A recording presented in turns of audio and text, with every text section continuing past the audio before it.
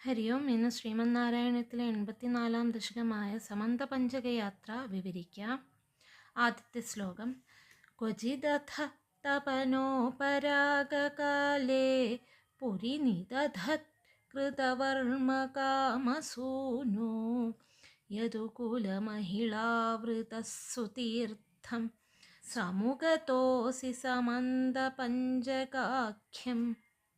അർത്ഥം: അഥത്വം ക്വചിത് തപനോപരാഗകാലേ, പിന്നീട് നിന്തിരുവടി ഒരു സൂര്യഗ്രഹണ കാലത്ത്, പുരി കൃതവർമ്മ കാമസൂനു നിദധത്, ദ്വാരകാപുരിയിൽ കൃതവർമാവിനെയും അനിരുദ്ധനെയും രക്ഷയ്ക്കായി നിർത്തിയിട്ട്, യദുകുല മഹിളാവൃത സമന്തപഞ്ചകാഖ്യം സുതീർത്ഥം സമുപഗതഃ അസി, യാദവന്മാരോടും സ്ത്രീകളോടും കൂടി സമന്തപഞ്ചകം എന്ന പേരാർന്ന പുണ്യതീർത്ഥത്തിലേക്ക് എഴുന്നള്ളുകയുണ്ടായി.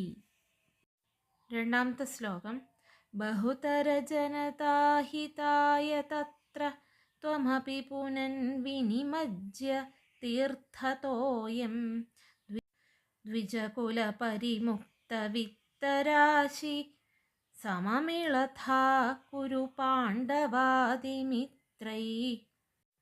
അർത്ഥം: ത്വമപി തത്ര, അവിടുന്നും അവിടെ, ബഹുതര ജനതാഹിതായ വിനിമജ്യ തീർത്ഥതോയം പുനൻ, അനേകമനേകം ജനങ്ങളുടെ നന്മയ്ക്കു വേണ്ടി യഥാവിധി സ്നാനം ചെയ്ത് കുളിച്ച് തീർത്ഥജലത്തെ പരിശുദ്ധീകരിക്കുന്നവനായി, ദ്വിജകുല പരിമുക്ത വിത്തരാശിഹി കുരു പാണ്ഡവാദിമിത്രൈഹി സമമിളഥാഹ, ബ്രാഹ്മണർക്കെല്ലാം മതിയാവോളം ധനം വാരിക്കോരിക്കൊടുത്ത് കൗരവന്മാർ, പാണ്ഡവന്മാർ മുതലായ മിത്രങ്ങളുമായി സമ്മേളിച്ചു.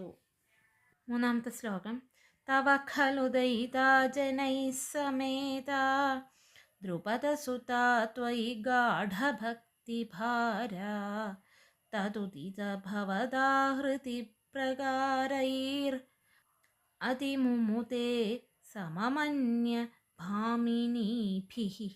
അർത്ഥം: ത്വയി ഗാഢഭക്തിഭാരാ ദ്രുപദസുതാ ഖലു, നിന്തിരുവടിയിൽ അത്യന്തം ഭക്തിവായ്പുള്ള പാഞ്ചാലീദേവിയാകട്ടെ, തവ ദയിതാജനൈഃ സമേത, നിന്തിരുവടിയുടെ പ്രിയജനങ്ങളോടു സമ്മേളിച്ച്, തതുദിത ഭവതാ ഹൃതി പ്രകാരൈഃ അന്യഭാമിനീഭിഃ സമം അതിമുമുദേ, നിന്തിരുവടി അവരെ സ്വീകരിച്ച പ്രകാരങ്ങൾ അവർ വർണ്ണിച്ചു പറഞ്ഞത് കേട്ട് മറ്റ് സ്ത്രീകളോടൊപ്പം വളരെയധികം സന്തോഷിച്ചു.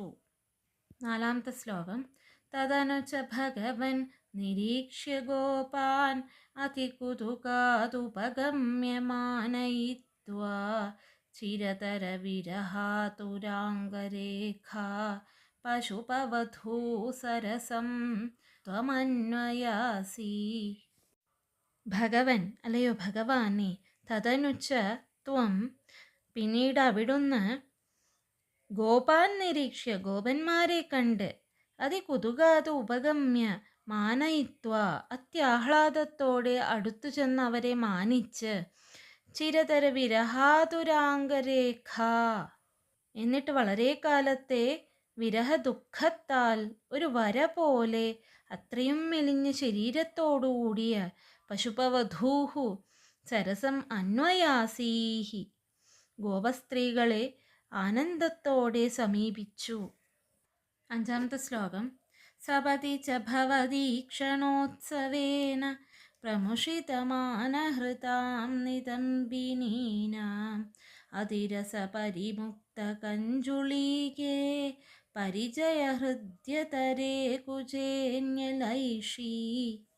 അർത്ഥം: സപതി, പെട്ടെന്ന്, ഭവദീക്ഷണോത്സവേന പ്രമുഷിതമാനഹൃതാം നിതംബിനീനാം, നിന്തിരുവടിയുടെ ദർശനം കൊണ്ടുണ്ടായ പരമാനന്ദത്താൽ മനസ്സിൽ നിന്ന് പ്രണയകോപം നിശേഷം നീങ്ങിയ ഗോപസുന്ദരിമാരുടെ അതിരസ പരിമുക്ത കഞ്ചുളികേ, പ്രേമാതിശയം കൊണ്ട് കെട്ടഴിഞ്ഞു നീങ്ങിയ മുലപ്പടമാർന്നതും, പരിചയഹൃദ്യതരേ കുജേ ന്യലൈഷീഹി ച, പൂർവപരിചയത്താൽ ഏറ്റവും മനസ്സിനിണങ്ങിയതുമായ കുജമണ്ഡലങ്ങളിൽ തികച്ചും ചേർന്നു ലയിച്ചു.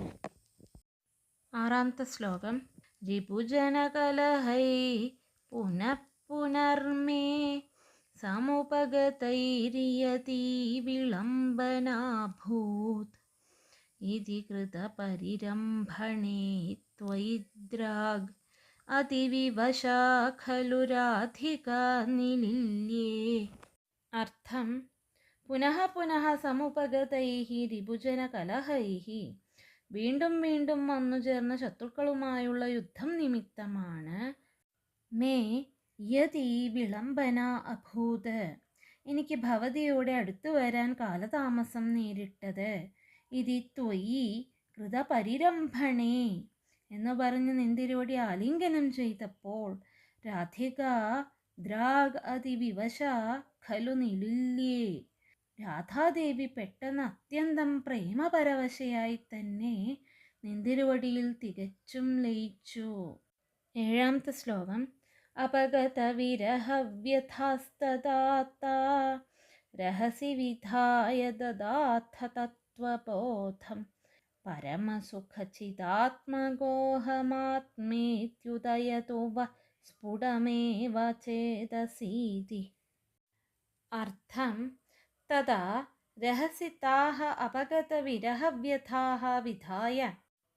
അപ്പോൾ ഏകാന്തതയിൽ വെച്ച് ആ ഗോപികളുടെ വിരഹ ദുഃഖമെല്ലാം അകറ്റി വിരഹവ്യഥാഹ വിധായ പരമസുഖചിതാത്മകഃ അഹം ആത്മാ ഇതി ധീഹി, പരമാനന്ദ പ്രകാശസ്വരൂപനായ ഞാൻ ആകുന്നു സർവജീവജാലങ്ങളുടെയും ആത്മാവ്, അതായത് സർവ അന്തര്യാമി എന്ന ബോധം വഹ ചേതസി നിങ്ങളുടെ മനസ്സിൽ സ്ഫുടമേവ ഉദയത്തു സ്പഷ്ടമായി ഉദിക്കട്ടെ.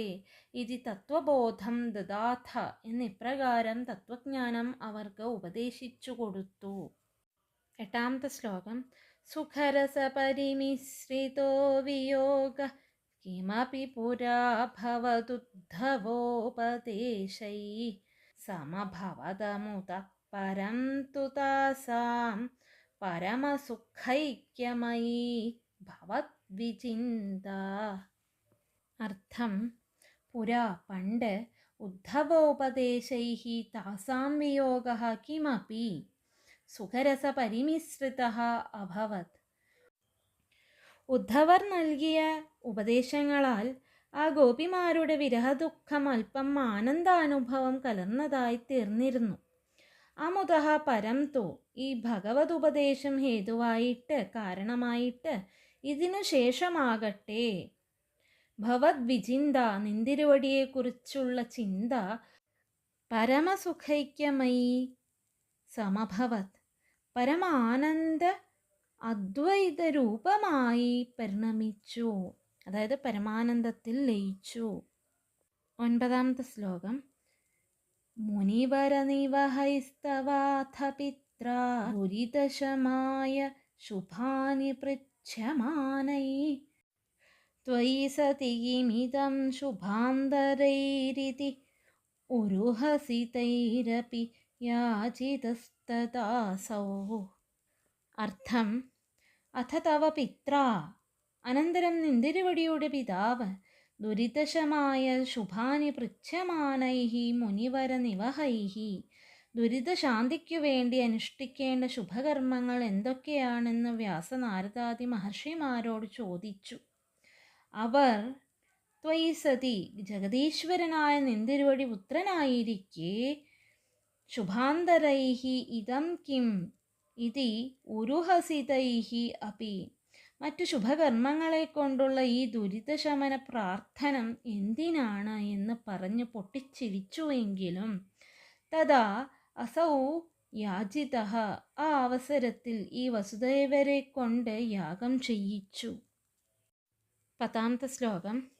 സുമഹതീയജനേ വിതായമാനേ പ്രമുദിതമിത്രജനേ സഹൈവ ഗോപാ യദുജനമഹിതാസ്ത്രിമാസമാത്രം ഭവദനുഷംഗരസം പുരേവ ഭേജു. അർത്ഥം. പ്രമുദിതം മിത്രജനേ, അത്യന്തം സന്തുഷ്ടരായ സുഹൃജ്ജനങ്ങളോട് കൂടിയതും സുമഹതി യജനേ വിദായമാനേ, വിഭവസമൃദ്ധവുമായ യാഗം നടന്നുകൊണ്ടിരിക്കെ ഗോപാഹ സഹ ഏവ യദുജനമഹിതാഹ, ഗോപന്മാർ ബന്ധുക്കളോടുകൂടി യാദവന്മാരാൽ ബഹുമാനിക്കപ്പെട്ടവരായി. ത്രിമാസമാത്രം ഭവതനുഷങ്കരസം, 3 മാസക്കാലം നിന്തിരുവടിയുടെ സമ്പർക്കം കൊണ്ടുള്ള പരമാനന്ദം പുരായിവ ഭേജുഹു, പണ്ടത്തെ പോലെ അനുഭവിച്ചു. 11ാമത്തെ ശ്ലോകം. വ്യപഗമസമയേ സമേത്യ രാധാം ദൃഢമുപഗുഹ്യ നിരീക്ഷ്യ വീതഖേദാം, പ്രമുദിതഹൃദയ പുരം പ്രയാത പവനപുരേശ്വര പാഹി മാം ഗതേഭ്യ.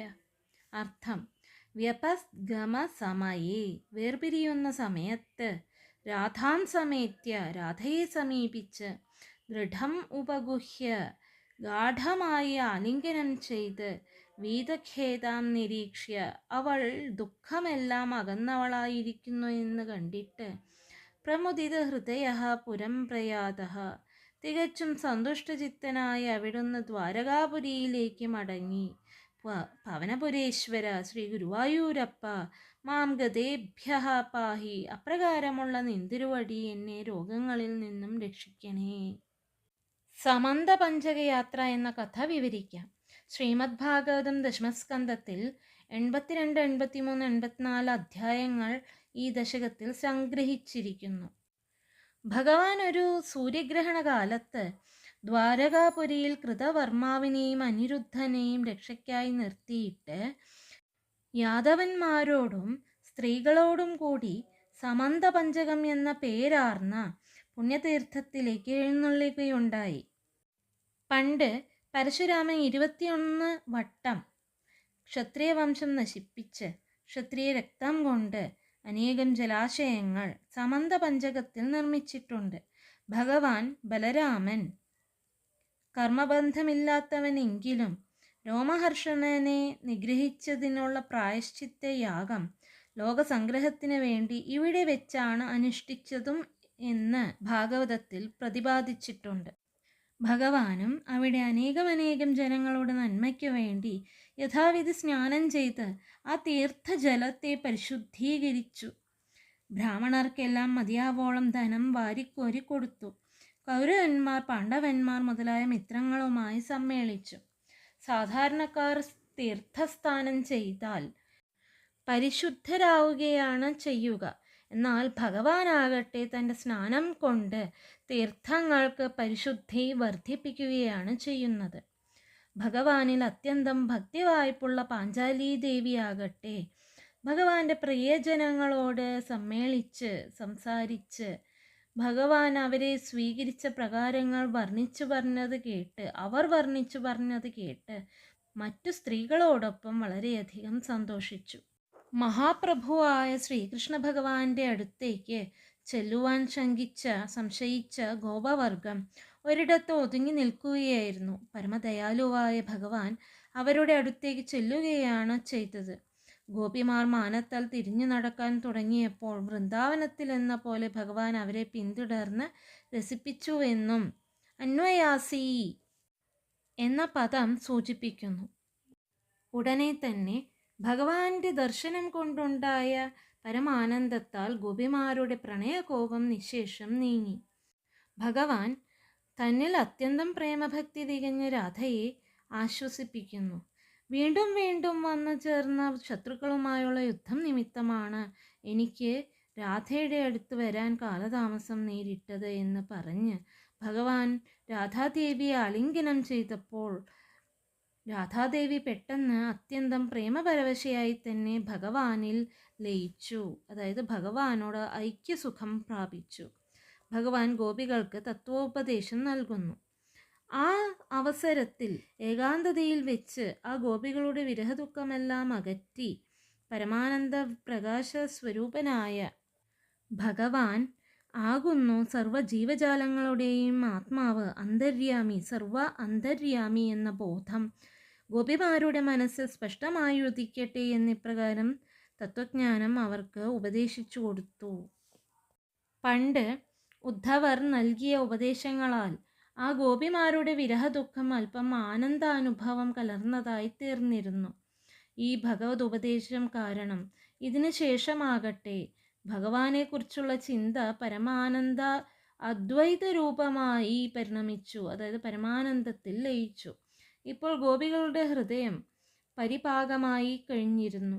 തത്വജ്ഞാനം ഉപദേശിക്കുന്നതോ സാക്ഷാൽ ഭഗവാൻ നേരിട്ട് തന്നെ. അതുകൊണ്ട് ദുഃഖസ്പർശമില്ലാത്ത സച്ചിദാനന്ദ അനുഭവം, ആത്മാസാക്ഷാത്കാരം അവർക്ക് ഇപ്പോൾ സിദ്ധിച്ചു. പിന്നീട് ഭഗവാന്റെ പിതാവ് അച്ഛൻ ദുരിതശാന്തിക്കു വേണ്ടി അനുഷ്ഠിക്കേണ്ട ശുഭകർമ്മങ്ങൾ ഏതൊക്കെയാണെന്ന് വ്യാസനാരദാദി മഹർഷിമാരോട് ചോദിക്കുന്നു. അവർ ജഗദീശ്വരനായ ഭഗവാൻ പുത്രനായിരിക്കെ മറ്റു ശുഭകർമ്മങ്ങളെ കൊണ്ടുള്ള ഈ ദുരിതശമന പ്രാർത്ഥന എന്തിനാണ് എന്ന് പറഞ്ഞ് പൊട്ടിച്ചിരിച്ചുവെങ്കിലും ആ അവസരത്തിൽ വസുദേവരെ കൊണ്ട് യാഗം ചെയ്യിച്ചു. അത്യന്തം സന്തുഷ്ടരായ സുഹൃജ്ജനങ്ങളോടുകൂടിയതും വിഭവസമൃദ്ധമായ യാഗം നടന്നുകൊണ്ടിരിക്കെ ഗോപന്മാർ ബന്ധുക്കളോടുകൂടി യാദവന്മാരാൽ ബഹുമാനിക്കപ്പെട്ടവരായി 3 മാസക്കാലം ഭഗവാന്റെ സമ്പർക്കം കൊണ്ടുള്ള പരമാനന്ദം പണ്ടത്തെ പോലെ അനുഭവിച്ചു. വേർപിരിയുന്ന സമയത്ത് രാധയെ സമീപിച്ച് ഗാഠമായി ആലിംഗനം ചെയ്ത് അവൾ ദുഃഖമെല്ലാം അകന്നവളായിരിക്കുന്നു എന്ന് കണ്ടിട്ട് തികച്ചും സന്തുഷ്ടചിത്തനായി അവിടുന്ന് ഭഗവാൻ ദ്വാരകാപുരിയിലേക്ക് മടങ്ങി. ശ്രീ ഗുരുവായൂരപ്പ, അപ്രകാരമുള്ള നിൻ തിരുവടി എന്നെ രോഗങ്ങളിൽ നിന്ന് രക്ഷിക്കണേ. പരമഭക്തയായ രാധയെ സംബന്ധിച്ചിടത്തോളം താൻ നൽകിയ തത്വോപദേശം ഫലിച്ചിരിക്കുന്നു എന്ന് മനസ്സിലാക്കിയത് കൊണ്ടാണ് ഭഗവാൻ സന്തോഷഹൃദയനായത്. ഭാഗവതത്തിൽ ഇല്ലാത്തൊരു മനോഹരമായ കൽപ്പനയുമാണ് ഇത്.